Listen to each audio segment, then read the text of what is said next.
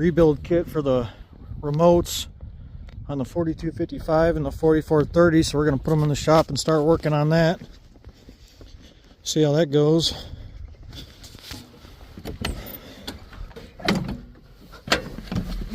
This 4430 was basically unusable for the remotes. It was just pouring out